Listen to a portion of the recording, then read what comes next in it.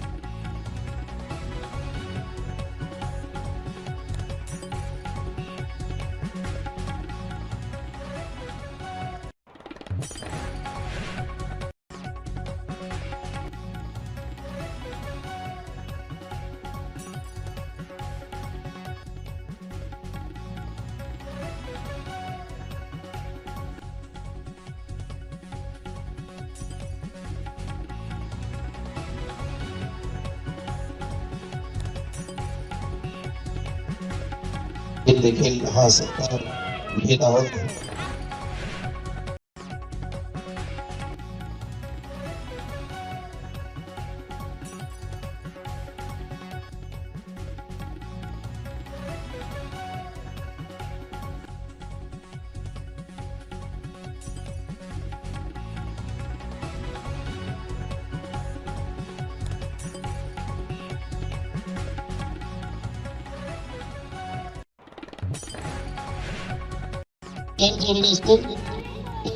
आज जे आपल्या हातून जो बुद्धांची जी त्या ठिकाणी स्थापना झालेली आहे, चांगला सुंदर आणि आमचे सर्व पदाधिकारी, त्यामध्ये सुरेश लादे असतील, विजय लादे असतील, देवदास असतील, मनोज असेल, खरोखरच चांगल्या पद्धतीने त्या ठिकाणी पुन्हा एकदा बुद्धाची त्या ठिकाणी एक उदाहरण होणार आहे. आणि खरोखरच आजचा हा दिवस गौतम बुद्ध यांच्या जयंतीनिमित्त आज पार पडतात. आपण सर्वजण या कार्यक्रमासाठी वेळात वेळ काढून आल्याबद्दल मी मातोश्री रमाई संस्कृत व सामाजिक संस्थेच्या वतीने आपलं स्वागत करतो. सोबत सुद्धा या महिला असतील, मंडळ असतील, त्यांचं सुद्धा या ठिकाणी मी स्वागत करतो. मी पुन्हा एकदा प्रश्न या ठिकाणी मांडतोय. समोर बालगोपाळ सगळे आहेत. शाळा क्रमांक 10 जी आपली शाळा आहे, आपल्या महामानव डॉक्टर बाबासाहेब आंबेडकरांच्या स्मारकाच्या समोर असलेली आपली शाळा, आज या शाळेला पुन्हा एकदा गतवैभव प्राप्त करून आपल्याला त्या ठिकाणी द्यायचं. त्यासाठी जे जे काही लागेल ती कराड नगर परिषद या ठिकाणी करेल. फक्त आपला लोकसभा या ठिकाणी आपल्याला अपेक्षित आहे. आपल्या बालगोपाळ गुणवत्तापूर्ण दर्जेदार शिक्षण देण्याची जबाबदारी आपण नगरपालिका म्हणून शाळेची घेऊ.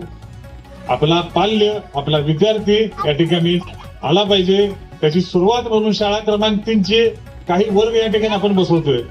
एक 200-300 मुलांचं एक 5-6 वर्ग या ठिकाणी आपण चालू करूया, जेणेकरून जे डॉक्टर बाबासाहेबांना अपेक्षित होतं, शिक्षणाशिवाय तरुणोपाय नाही, ती भूमिका त्यांच्या विचारावर आपण वाटचाल करूया. पुन्हा एकदा जशी ह्या चिमुकल्यांच्या आवाजाने शाळा गजबजायची, त्या पद्धतीचं वातावरण पुन्हा एकदा आपल्याला या ठिकाणी करायचं आहे. पुन्हा एकदा शाळेला गजबज या ठिकाणी द्यायचं आहे. लवकरच पुढच्या आठवड्यामध्ये या संदर्भामध्ये आपण मिटिंग नगरपालिकेमध्ये कॉल करू आणि एक 4-5 वर्ग, एक 200-300 विद्यार्थ्यांचे वर्ग आपण चालू करू, जेणेकरून एक रुटीन बसेल त्याला.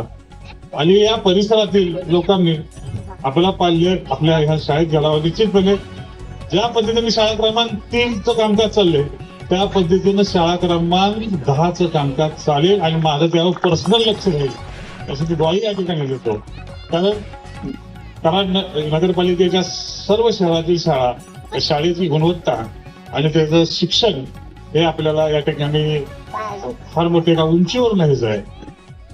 आपल्या बहुजन समाजातील त्या मुलांना आज शिक्षणाबाबत बघायचं झालं तर शिक्षणाचा व्यवसाय झाला आणि त्या व्यवसायातून सर्वसामान्य कुटुंबाला आता शिक्षण सुद्धा पेलणं फार मोठं अवघड काम होऊन बसलंय.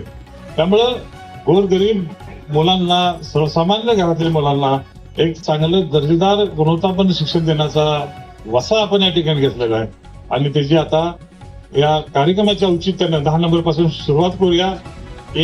आत्ताचं हे आर्थिक वर्ष, शैक्षणिक वर्ष आहे, त्या शैक्षणिक वर्षामध्येच आपण काम ह्या ठिकाणी चालू करूया. त्यामध्ये आपला लोकसहभाग अत्यंत महत्वाचा आहे.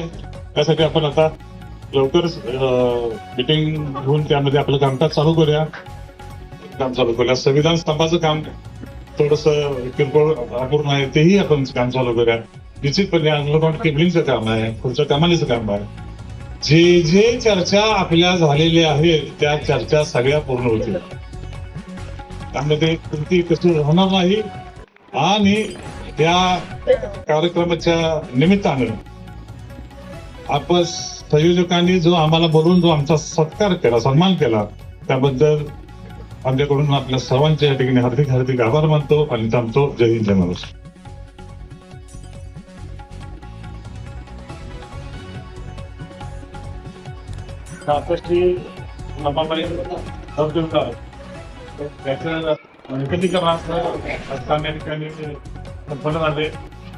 काम झाल्यानंतर आज या वस्तूचा